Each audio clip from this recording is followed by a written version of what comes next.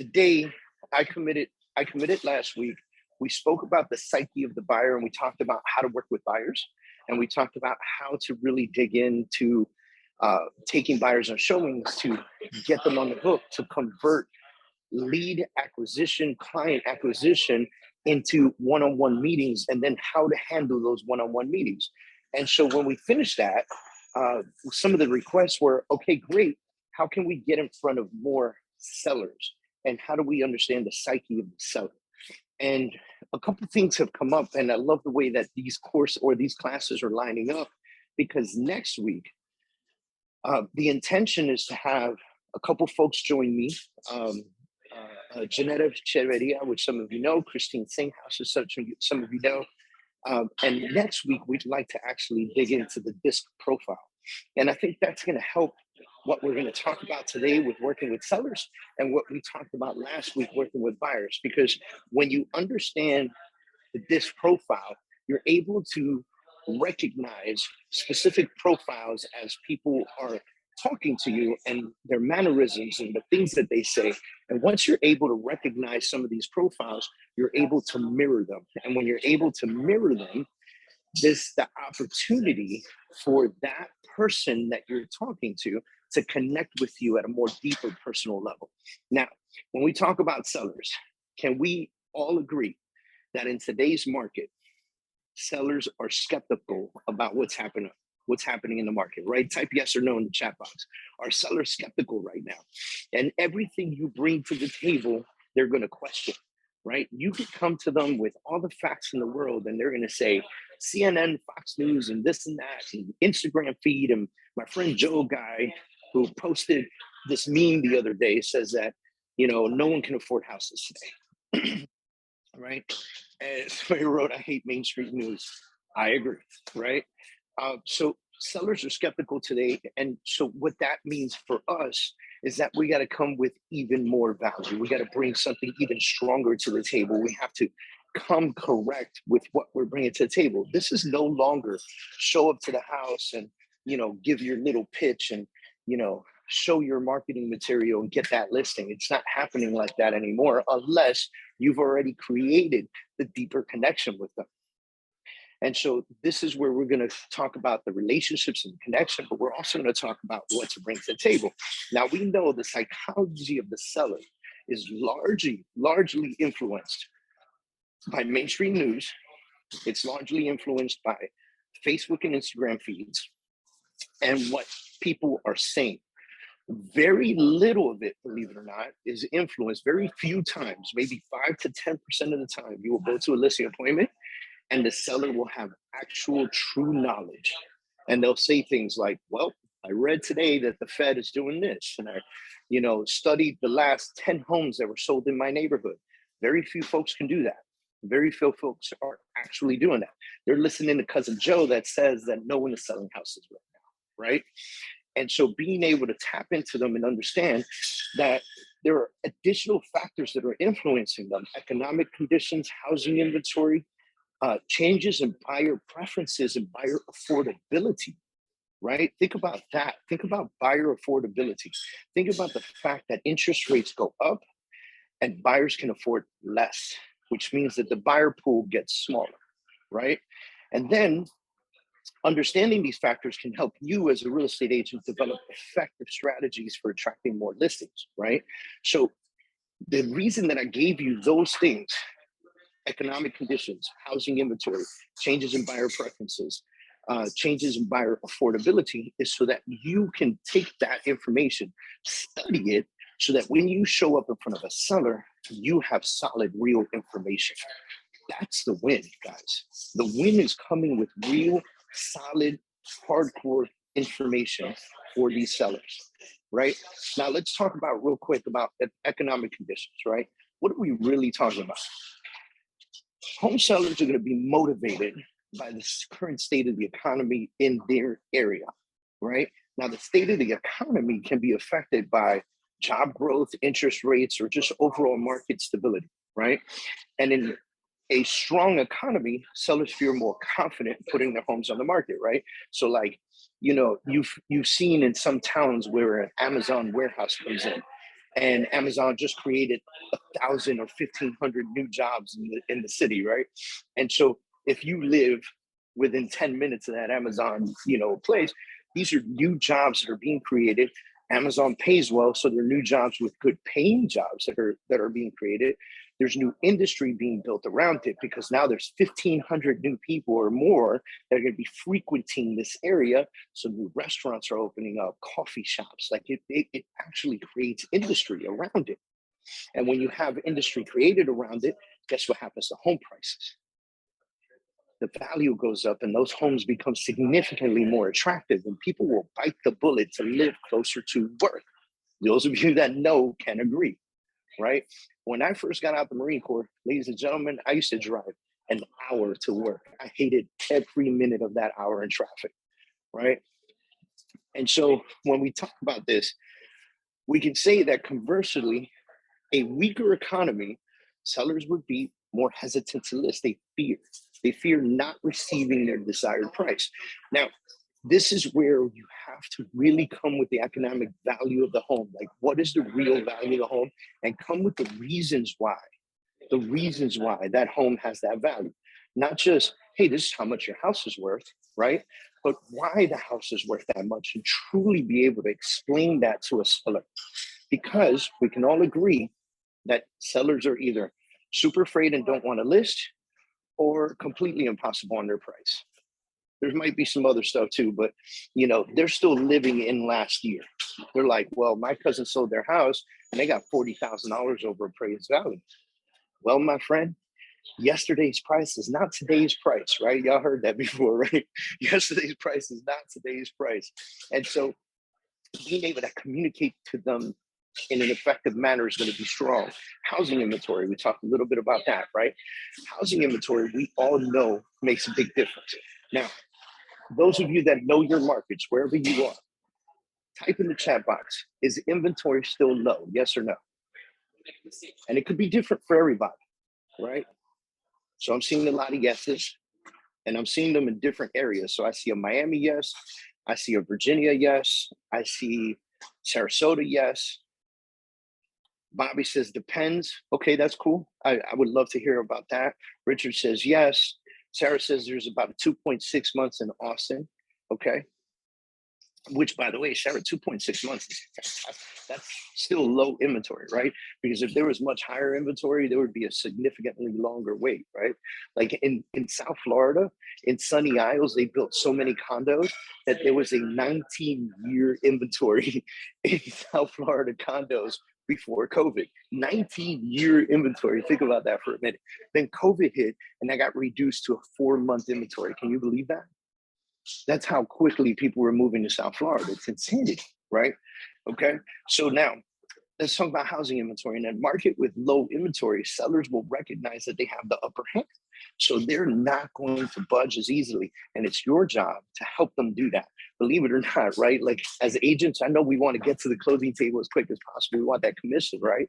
Because we already know it's going to take the time to market it, then to get the contract. And then from contract, you're going to be biting your nails for the next 30 to 45 days until it actually closes, because anything can go wrong in a real estate transaction, right?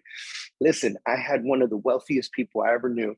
This guy owned helicopters, and he used to do helicopter transportation and helicopter tours around New York City, right? Had like 20 helicopters, lots of money, et cetera, but he wanted to buy a condo in South Florida. And he wanted to deal with the loan. And believe it or not, no matter how wealthy this guy was, and no matter how many helicopters he owned, they still looked at his debt to income ratio, right? You know what he did a week before we closed on his $2.7 million condo? He bought a Porsche for $150,000 and financed it. No, not cash, finance. Did he have the cash? 100% he had the cash to buy it in cash.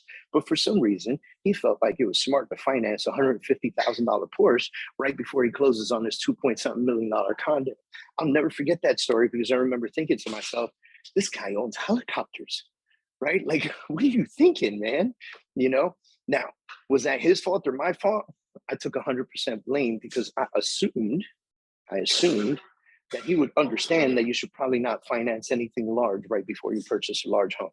right? Or an expensive home. And I assumed that, and I shouldn't have. I should have treated him just like everybody else and said to him, do not buy a Porsche right before you close. Okay, please don't do that for me. Especially in your name. Could he have financed it under the company name? Yes, man. Why did he do that? All right, so I'm gonna let that go. Right? But housing inventory, it's our job to let them know, hey, ladies, Mr. and Mrs. Seller, housing inventory is low. So we can actually ask on the higher side of the market for your property, and people will be attracted to it. Now, this is also tied into everything else, because if you have low inventory in an area that's just not moving because there's no industry, you have to understand both pieces of it, right? So I can give you that in South Florida, inventory is still very low. As a matter of fact, the number one moving level of property in South Florida is at $2,000 a square foot. That is the type of property that moves the fastest in South Florida. Think about the level of wealth that's coming in, right? $2,000 a square foot, you do the math on a 2,500 square foot roof, okay? So that's what's moving here, because we know that that's higher moving because of the amount of wealth that's moving from the Northeast here. And there's a low inventory, so people are willing to still pay premiums in certain places, right? Now, in these cases, obviously sellers are going to be more inclined to sell their homes. If the inventory is higher, then homes will sit on the market a little bit longer.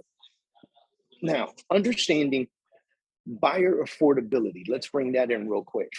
Understanding buyer affordability based on interest rates. I want to say something about that, because a lot of people were freaking out when interest rates first started to go up, right? So first of all, let me say this. A 2.5% interest rate is not freaking normal, okay? That was a moment of time in your life. It may or may not happen again, okay? But that's just not normal, right? Where we are now, believe it or not, is normal. By the way, when interest rates were 11 to 18% in the United States, we had a very healthy real estate market. Properties were still moving. I want to say that again, 11 to 18% interest rates, and properties were still moving. Now, did prices have to adjust because interest rates were 11 to 18%? Of course they did, but properties were still moving, okay?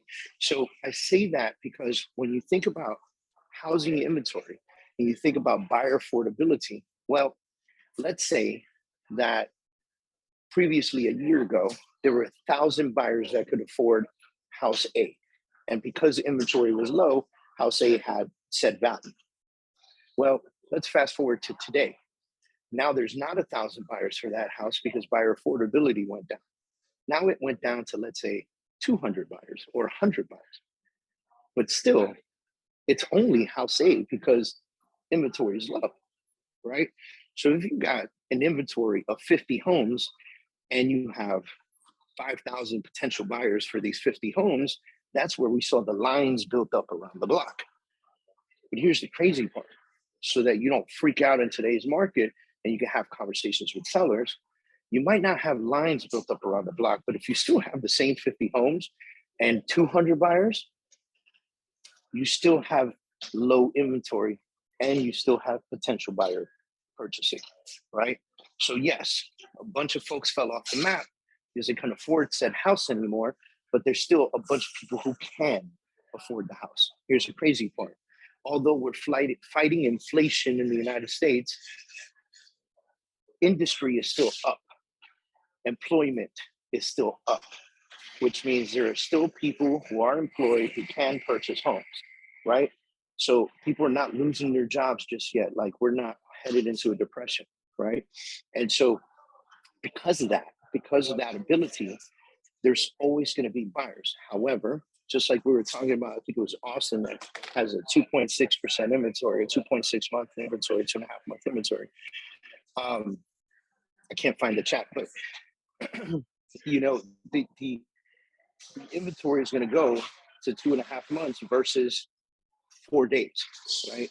Before it was insane. Before you put a house on the market and line up around the block, you receive 30 offers and, you'd be pending in 24 to 48 hours. Now it's not the same anymore. You'll sit on the market for just a little bit longer. By the way, let me just say this. Those of you that have been in the industry for a little while, how long did your listings sit on the market? Type it in the chat box if you've been in the industry for a little while. How long did your listing sit on the market? 4 years ago, 3 years ago, on average, if you remember. How long would they sit on the market? 30 days for Dave Bowe. Okay. Who else? 45 days. Okay. This is 3-4 years ago, 30 to 45 days. Okay. See, now I'm looking, I kind of remember 4 years ago, right? Because I remember exactly where it was 4 years ago.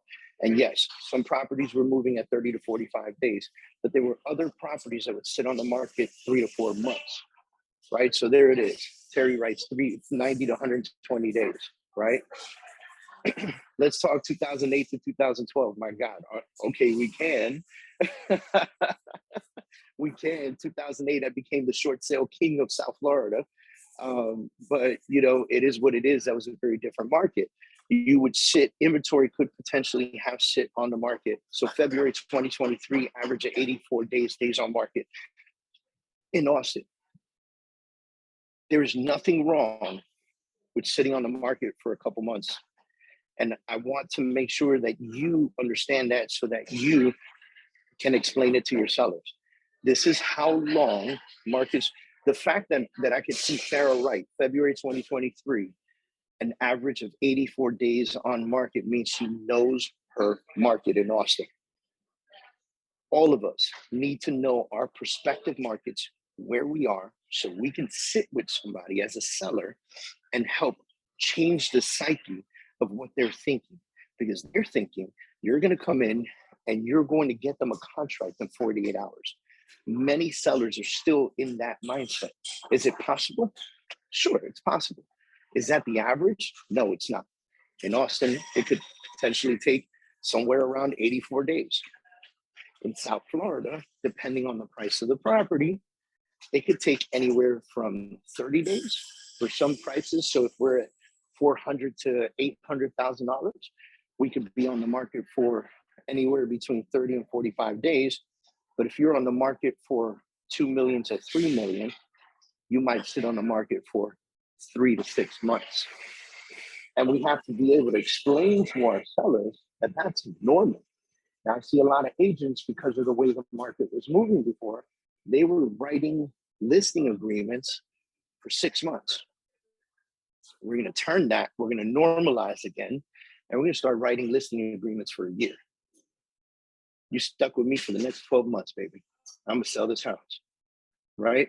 And so I want to explain these very specific things to you, because these are the studies that you need to do in order to create attention with your seller and really help turn the switches in their head and get the gears going and come to them with true value, right? And then changes in buyer preferences. We already know buyer affordability has changed. So buyers are looking at different types of homes, different opportunities, different types of loans, and we got to pay attention to that too. Now, prior to banks closing down last week, we did believe that banks were going to get a little more creative with their lending because interest rates were going up. And that happens all the time. Like if you look at the cycle of real estate and how it works, when interest rates begin to creep up and buyer affordability reduces, new loans start to appear out of nowhere, right? Now, instead of a 30-year fixed rate, you could get a 40 or a 50, depending on the price, right? Home buyer incentives or hometown hero incentives, right? They're paying for closing costs. They're doing all kinds of stuff right now. Eventually, this will turn into sellers contributing to buyer closing costs, right? We haven't seen that in a while, And so because of that, the banks closing in the last week, we feel that U.S. banks are going to start tightening the loan process right now. And so that's another conversation you can have with a seller. You can say, hey, listen, based on the fact that we've had a few banks shut down recently, I'm sure you've seen the news, Mr. and Mrs. Seller, there is a possibility that U.S. banks will tighten up the reins a little bit on the types of loans that they're offering, meaning buyer affordability and the buyer pool will reduce. So we may sit on the market for a little while, and it will not be a reflection on my efforts. I will do the marketing, and I will be very clear about how I am marketing, and I will give you all the information that I'm doing. And when I send postcards to the neighborhood, you're going to know because you're going to receive one. And when I go door knocking in the neighborhood, you're going to see door hangers hanging around all your neighbors' doors with a picture of your house on it. I'm going to do that for you, right? And you're going to see social media ads because I'm going to create the ads, and then I'm going to send you a copy of them so that you can see what we're creating, what we're putting out. And I'm going to have a website up and I'm going to send all of this information to you. So the next piece that I'll tell you is the psyche of a seller. Oftentimes when something falls off the market and I pick up an expired listing, I go, what happened with the last agent? And the number one response is they didn't do anything. And I take that with a grain of salt, because the truth could be that they just never communicated what they were doing. Maybe that agent busted their ass and tried the best they could, and maybe it was just priced wrong, or maybe, they didn't get to the right buyer on time. There's a saying in real estate: it's always great to pick up the expired and be the second one on market, right? Because now you can bring the seller to a little more closer reality that the other agent wasn't capable of doing. And when that happens, the sellers lose confidence in their realtor. So one of the things that I'll tell you is one of the tricks that we do is we create a WhatsApp group, and we have all the responsible parties as the sellers in that WhatsApp group. And then I have me in there. And if one of the agents on my team is assigned to that listing, they're in the WhatsApp group as well. And all communication, the marketing that we're doing, screenshots of what our ads that we're creating, websites that we have created, because we create an average of 3 different websites for our sellers. So we push those out to them so that they can see them. I'll tell you exactly where I'm building these websites out on. My photographer happens to use a program and a platform that creates a website with the pictures and video already in it. So that's one of the websites we're creating. And he's able in his platform to create it in a branded version with me and my information on it, and an unbranded version that I'm able to share with other agents and tell those agents, hey, you can share this with your clients because my information's nowhere on it. It's completely unbranded. That helps us get in front of more buyers as a property versus me getting in front of them, right? The other place that we do it is a company called Walled Garden HQ. You can write that down. Walled Garden HQ. With walletgardenhq.com, that's what I use to create my Facebook and Instagram ads for the property. And Walled Garden automatically, by creating the ad, they create a landing page for the property that's beautiful. So that's page number 2 that we've created. And then, of course, I use Chime as a CRM. And in Chime, it picks up my listing automatically. I can bring that up, and then I send that to them as well. And then just for shits and giggles, sometimes I go to the MLS, which all of us have, right? And I pull up that property view on the MLS, and I send it to them as well. So they're seeing 4 different online views of the property that were created from my side, not just by syndication from the MLS to all the different websites in the nation, right? So these are the official launches. Sometimes I'll send them the Zillow site, but I don't like to do that because then they forward that to somebody. And they go, look at my property on the Zillow. And then that person requests information on the Zillow, and then they get some person that's paying for Zillow leads, right?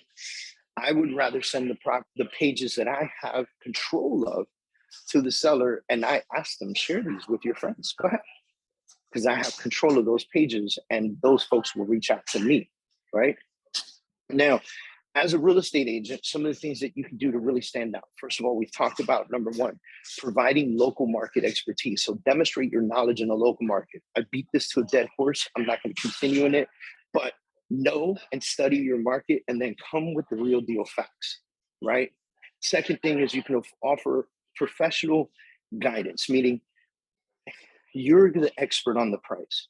So let me tell you how I help sellers price their homes. I come with the comps. Now, I print out these comps. Last week, if you were with me, we talked about the buyers, And I told you, I love using paper, right? Because I can do takeaways, right?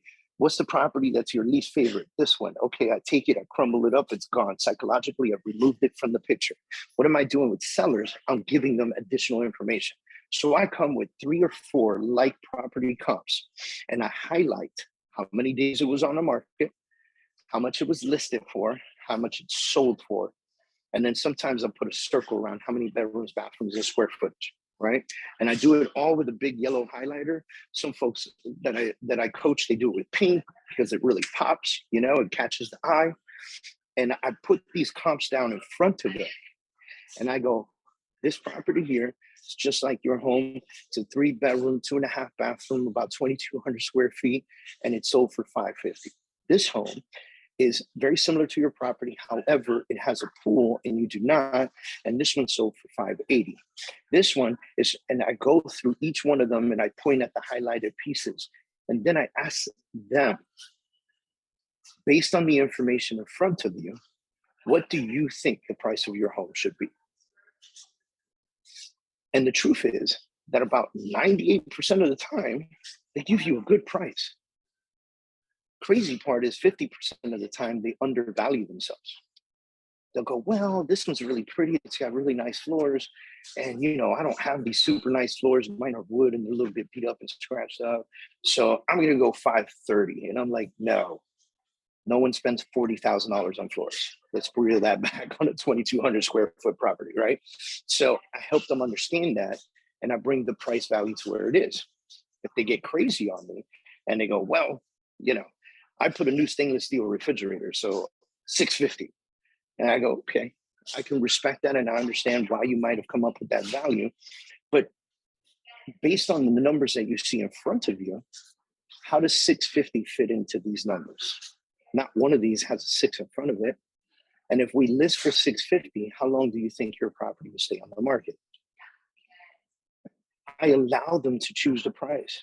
Like I said, 98% of the time, if you do this, they're going to choose the right price. And you're going to be able to hone them in, whether they go too low or too high, you're going to be able to hone them into the right price. I don't leave this information behind, by the way. Once we're done doing price evaluation, I go, great. And I go to my iPad, because I have my iPad open as I'm taking notes. And I go, we're going to list this baby for $555,000. I'm so excited. I write that down real big so they can actually see it with their eyes. And there's no taking it back. We already wrote it down in digital form, 555 with a dollar mark and everything. Do you understand the psychology behind that, right? Type yes or no in the chat box if you're feeling me right now, right? And so being able to do this at a very high level and having the conversation in front of them, that's what's going to help you pick this price with them, right? So offering that guidance on pricing, it's the guidance, but also allowing them the opportunity to be a part of choosing the price. That makes a big difference.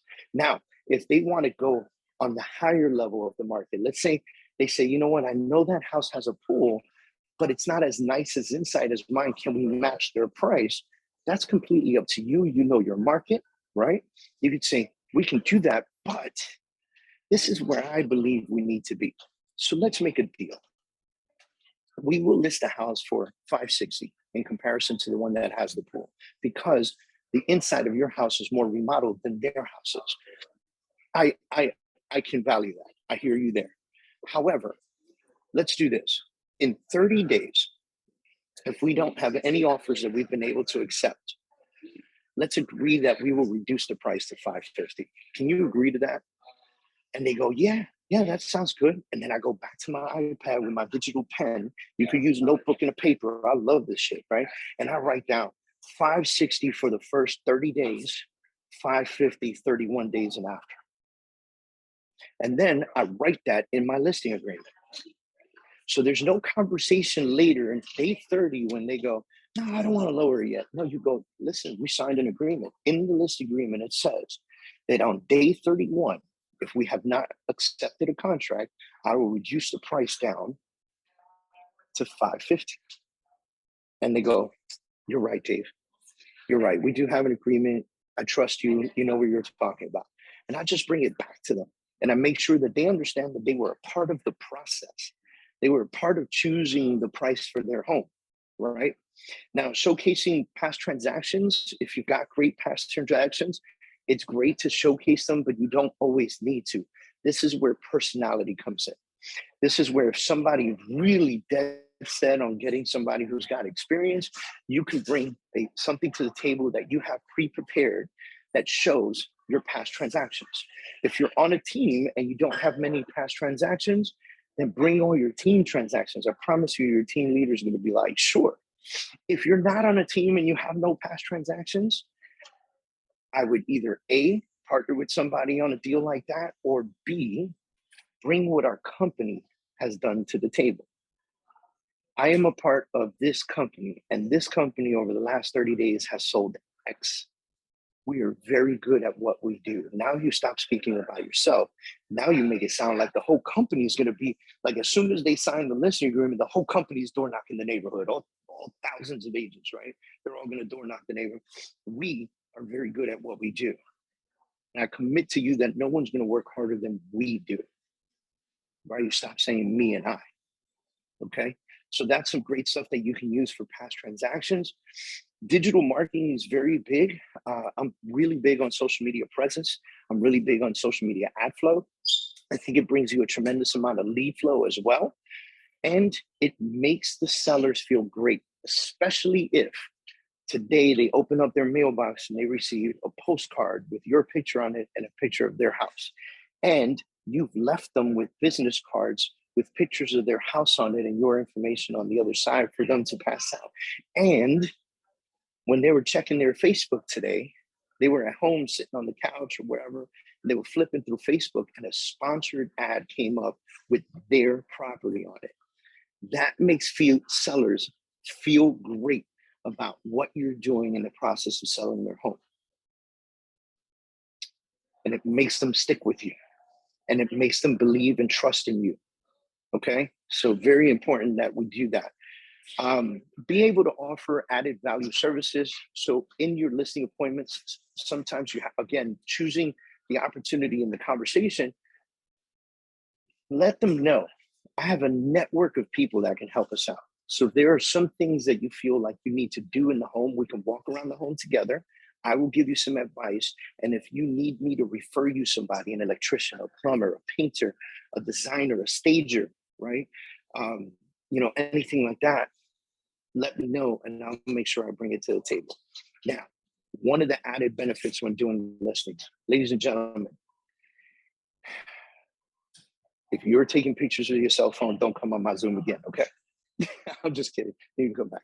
But stop using your cell phone. I know that billboard on the highway says this photo taken with the iPhone 13. I don't give a shit, man.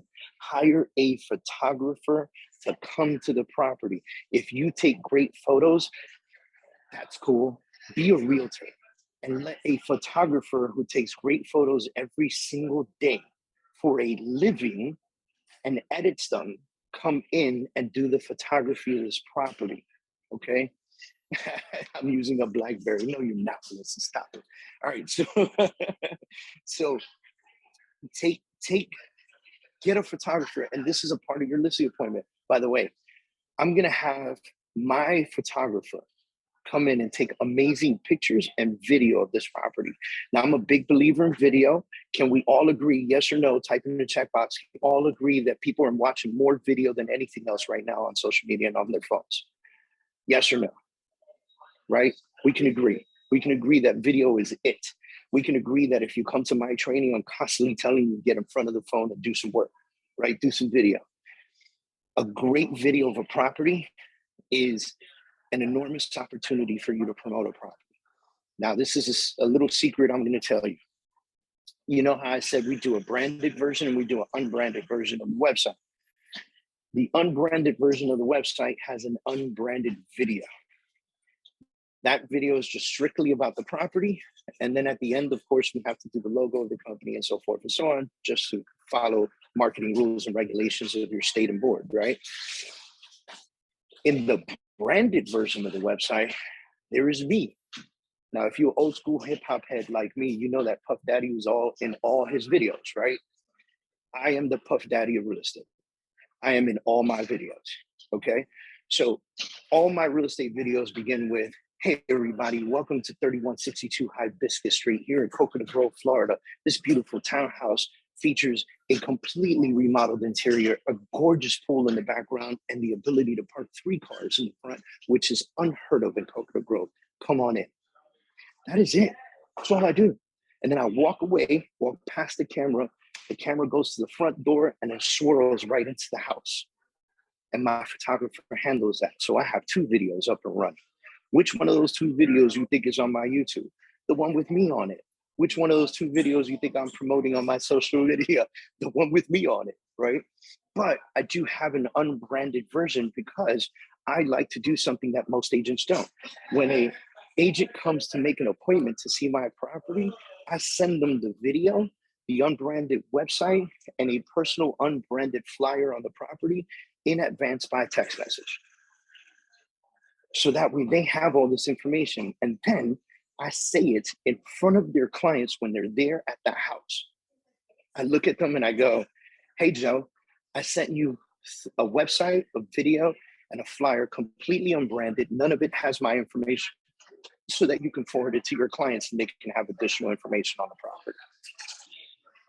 And they go, oh, yeah, that's cool. Because a lot of agents think in scarcity and they don't want to forward it until the client goes, hey, forward me that stuff. Now, it's completely unbranded. So the client's not going to reach out to me directly. By the way, they already came to the house. They know who I am. My sign's out front. So if they wanted to call me, they will. And I wouldn't cheat. I wouldn't steal those clients because I am ethical, right? But because many agents work out of scarcity, be afraid to forward that information. They don't realize how easy it is to figure out who the listing agent is, right? So that's another piece. Then one of the other pieces, networking with potential sellers. So some of the things that I've done in the past is really, I love to door knock, but I love to open a neighborhood. So what I do is I host an open house for the neighbors specifically. And so that gives me an opportunity to go door knock the neighborhood and say, hey, I'm hosting a private open house on a home that I'm selling down the street, and I'm only inviting the neighbors. I'd really love for you guys to come by and check out the property, because there's a great possibility that the neighbor wants to choose their neighbor, right? They got a friend that came to their house last week and goes, oh my God, John, I love your neighborhood, right? And so this happens, and then they call the person, they go, hey, I know you mentioned you love my neighborhood, man. A house just came up on the market down the block, and I went to the open house. It's absolutely gorgeous inside. You need to come check it out. And so that opportunity is very strong. Additionally, there are some things that you can do with partners, host events, put music outside, have food. I know a guy that does barbecues for their open houses, and he invites, I'm talking about, the truck that pulls up with the big smoker in the back, and he pulls up to the front of the house, and they put 2 huge open house flags in the front, and they let the smoke go, and everybody wants to come by, right? More eyes on the property give you the opportunity for more sellers, because the neighbors are going to go, when I sell my house, I want that. When I sell my house, I want that. That's what I want to do, right? There's so many different ways you can go about this. For instance, right now, I'm looking at a new opportunity with a company that sells solar panels. No, it's not power or whatever it is. It's like, it's not an MLM or anything like that. But what they've committed is that if I can refer them the business, they will put the panels up, and then they will host a party at the house for the buyer, and the neighbors can come by and check out the panels. That helps them because they're going to show the panels off. But how does that help you, right? How do you go above and beyond for your clients? So just additional things I think about, trying to kind of get into the psychology of this, right? All right, so all of these things, the more you're in front of people and the less you're a secret agent, the more opportunity you have to get more business and develop more business. And at the end of the day, ladies and gentlemen, we're in this to make dollars, right? So you're going to make more money. And that's what I want to express to you guys. So getting to a listing appointment, I'm going to give you some simple tips, and then we're going to jump off of this for the day. And it's 10:45, so we're doing great on time. But Step number one, I'm walking in with my marketing material. I'm walking in with my briefcase. Inside my briefcase, I have a little iPad. That's what I use. That's my thing. You can have a notebook if you don't have an iPad. Please don't whip out a big laptop and try to like log in and ask what's your Wi-Fi and all this shit. Get out of that mindset. The reason I bring the iPad is to do the writing, right? Now, if they give me the listing on the spot, I also use my iPad to take pictures of the property and make notes and put like a whole thing together for me to know everything about the house, right? Now, first thing I do is I ask, can I put this stuff down somewhere? They say, sure, let's go sit by the dining table. And we put the stuff down and I go, Mr. and Mrs. Seller, thank you for giving us the opportunity to sit down and talk. I was wondering, could you give me a tour of the house just so I can get a grasp of the home before we sit down and chat it up? And people love to show off their houses, especially if they lived in that house for a little bit. They've done some work to it. You know, they got a beautiful painting in the hallway. They're going to tell you about the vacation they went on because they got 30 pictures on the wall of the entire family in that vacation that they went on 3 years ago, right? All of this stuff is happening and they're going to show it all to you. You're going to learn the passion of the home. And that's what I want you to pay attention to. Because when you show your listing, God forbid you walked in there and go, this is the kitchen. No shit, Sherlock. I know it's a kitchen. It's got a stove and a refrigerator. I want you to say things like, in the kitchen, the cabinets were remodeled and completely redone about 2 years ago. They got that closed soft technology so the kids can't slam them, right? You got stainless steel appliances, dishwasher's only a couple years old, right? Garbage disposal was replaced a year ago.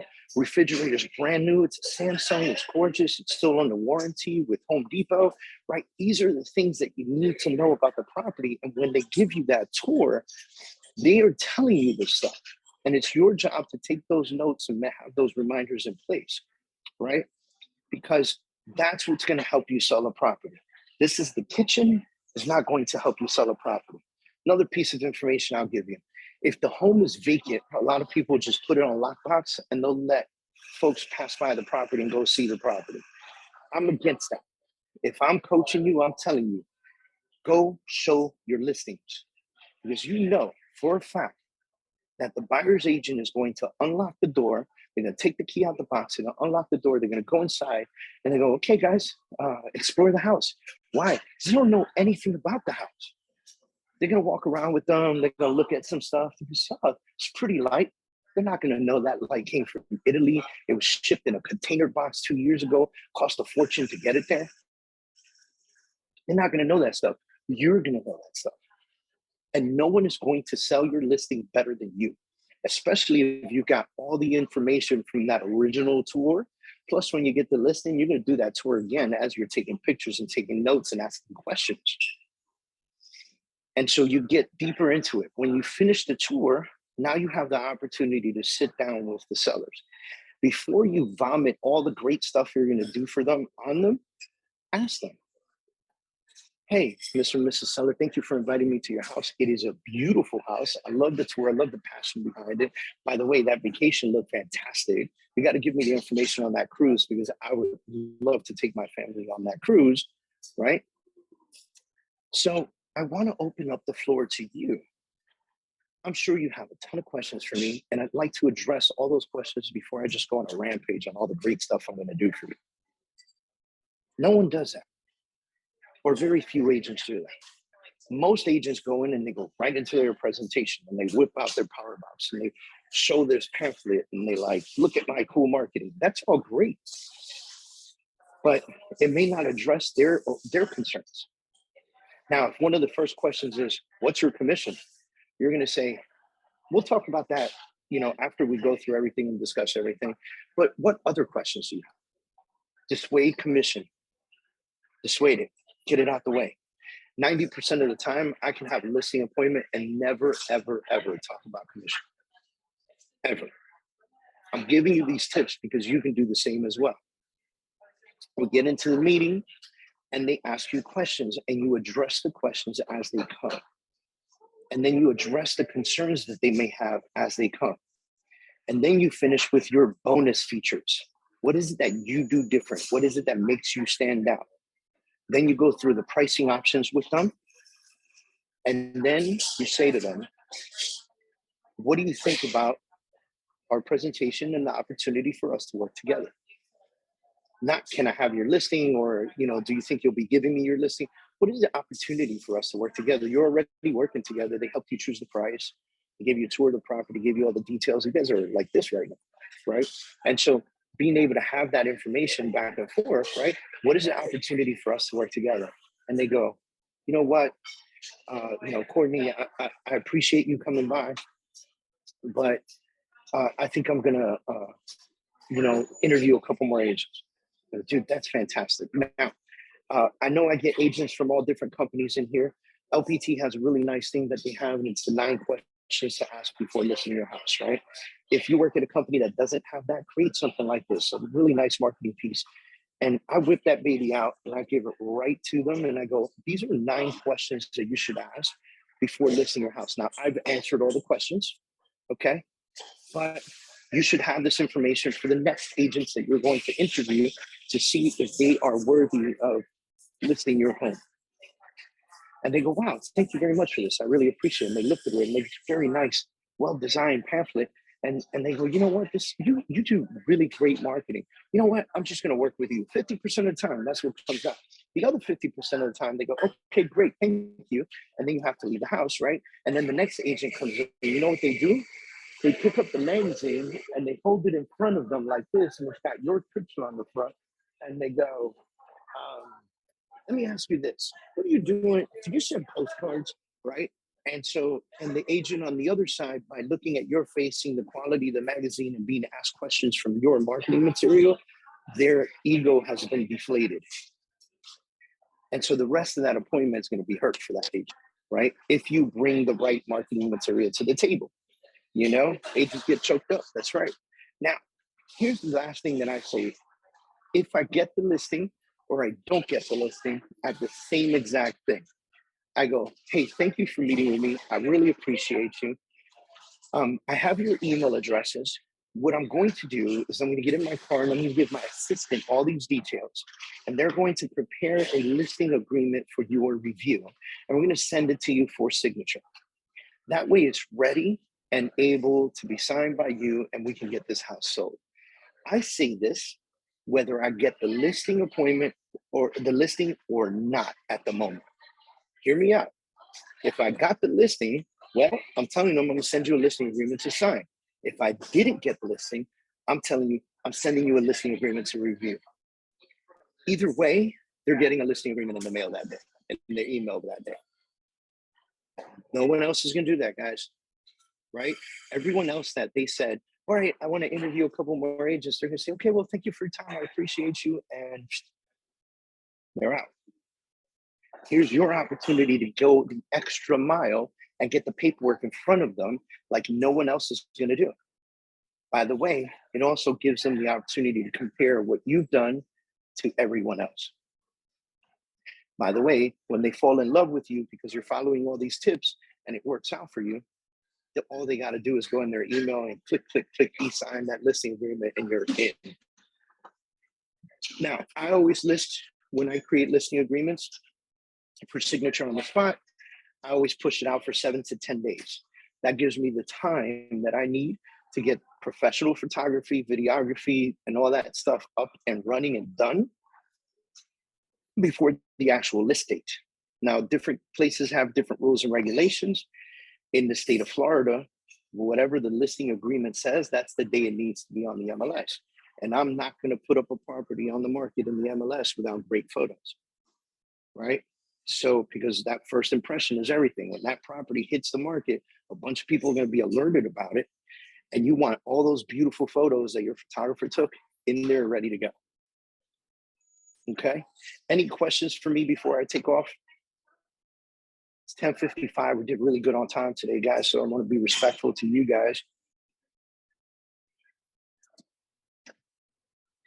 Yeah, pictures with clothes all over the place kills me. So I will say that I have a really great photographer, and you need to prepare the sellers and let them know things that they need to do to prepare for the photos.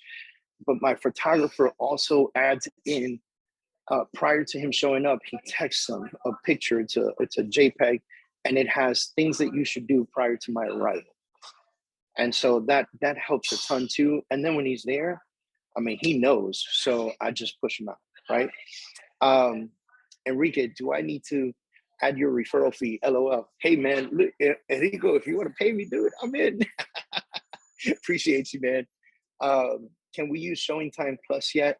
I'm not sure. I don't know. I don't know. And I'm be honest with you, Sylvania, I don't use Showing Time. That's me personally. I, I turn it off on my listings and I force them to reach out to me directly. These are the ones that come from cell phones from agents. Yeah. Thank you for all that sound information. Fantastic, great content. Location, not stellar, too much background noise, which is very distracting. Hey, I'm sorry about that. I am traveling right now, so I'm literally in the lobby of a hotel. But I apologize for that. I did my best with my little AirPods. I should probably put on the beats today. All right, guys, thank you very much for tuning in. Much love to you guys. I can't remember who said they have a listing appointment today, but very good luck to you today. And to all of you guys, man, I would love to see, oh, Melissa, good luck to you, man. If you guys have any questions, man, you know where to find me on social media, David Adam Kurz. You can find me anywhere on social media and shoot me a DM, talk to me. I'm happy to help out however I can. All right, you guys have a fantastic day. You guys take care.